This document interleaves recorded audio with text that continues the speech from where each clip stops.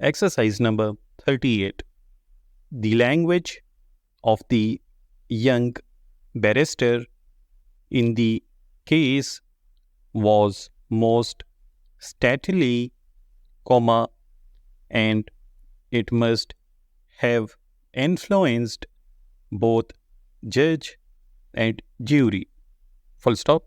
It almost looked as if the case was lost at the first, because of the calm way in which the opposing counsel set out to state the facts for his side. Full stop.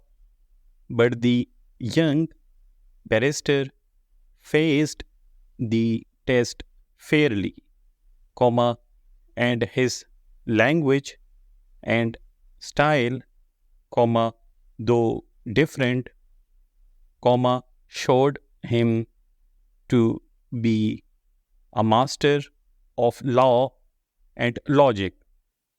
Full stop. We shall watch his career at the bar, and we think he must succeed because of his abilities. Full stop.